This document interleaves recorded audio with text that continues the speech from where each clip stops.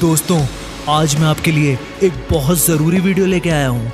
ये जो वीडियो है ना, वो हर एक के मुंह पे ताला लगा देगा।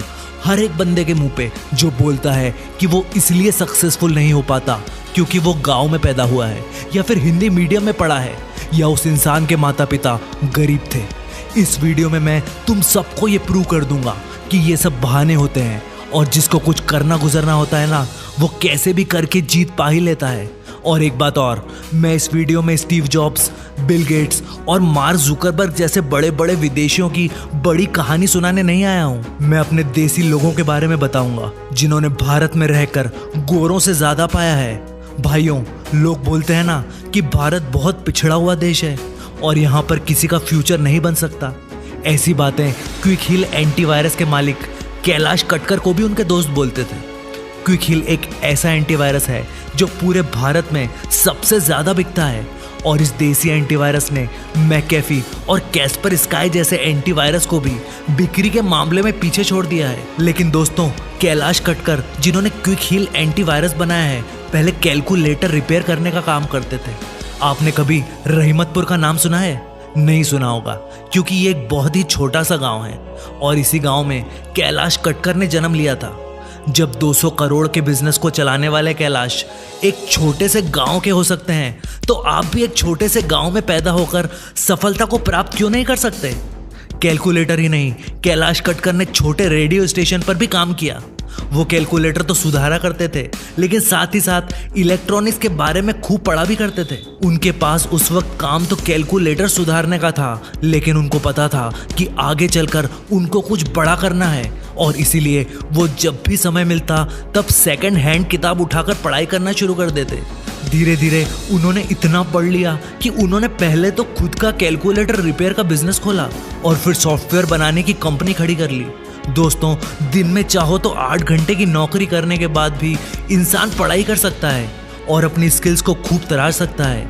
2007 में जब उन्होंने क्विक हील टेक्नोलॉजीज नामक कंपनी खोली, तब उन पर हंसने वाले लोगों ने ही उनको आगे चलकर गुरु मानना शुरू कर दिया। दोस्तों, एक आदमी जिनके पिताजी कोर्ट में 10 घंटे टाइपिंग का काम करते थे, उसने बड़े होकर जोहो नाम की कंपनी खड़ी कर ली, जिसकी वैल्यूएशन आज $1 बिलियन से भी ऊपर है। और जिसने ये कंपनी बनाई थी, वो इंसान एक गरीब परिवार का था। श्रीधर वेम्बू उसका नाम था। उनके माता पिता दोनों ने कभी कॉलेज का गेट तक नहीं देखा था। तमिल मीडियम में पढ़े श्रीधर ने खुद से ही इंग्लिश सीखी और अपने आप को कंप्यूटर्स के मामले में एक तरफा नॉलेज वाला बंदा बना लिया।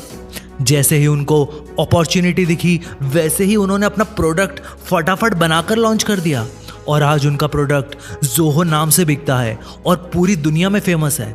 दोस्तों, एक और बात बेहद ज़रूरी है, पैसा हर किसी स्ट्रीम में कमाया जा सकता है। ज़रूरी नहीं कि आपको किसी चीज़ का हाईटेक ज्ञान ही हो, बस जज्बा चाहिए। जज्बा, ऐसा जज्बा जैसा प्रेम गणपति के पास था। प्रेम को द डोसा वाला भी कहा जाता है, क्योंकि एक ऐसे इंसान है जिन्होंने एक गुमटी से शुरुआत की, लेकिन बढ़ाते बढ़ाते आज डोसे के 26 आउटलेट खोल लिए और अपनी कंपनी का टर्नओवर 5 करोड़ रुपए से भी ऊपर कर लिया। प्रेम को कोई हाईटेक नॉलेज नहीं था, लेकिन उनके दिल में वो जज्बा था, जैसा जज्बा आज मैं आपके दिलों में जगाना चाहता हूँ। प्रेम पहले मुंबई में बर्तन मांजने का काम करते थे, फिर वेटर बने, फिर डोसे का स्टॉल खोला, और फिर धीरे धीरे उन्होंने पैसों को सेव करना शुरू कर दिया और अपने डोसों का कारोबार बढ़ाते गए। डोसे की क्वालिटी पर 0% कॉम्प्रोमाइज़ किया, और प्रेम ने अपने साथ कई लोगों को जोड़ लिया और 50-50% पार्टनरशिप करके ढेर सारी दुकानें खोल ली। ये दुकानें आज पूरे साउथ में फैली हुई हैं। अगर कोई आपसे बोले कि एक बर्तन साफ करने वाला बंदा 5 करोड़ रुपए का टर्नओवर तक पहुंच सकता है, तो आप बोलोगे कि फिर मैं भी कर सकता हूं। एक बाल काटने वाला नाई था जो बेंगलोर में रहता था। काटता तो वो बाल था, लेकिन वो लग्जूरियस चीज़ों का दीवाना था। साथ ही साथ उसका कारों के प्रति भी गजब का जुनून था। मैं बात कर रहा हूँ रमेश बाबू नामक एक नाई की। दोस्तों, रमेश बाबू कोई ऐसे वैसे नाई नहीं है।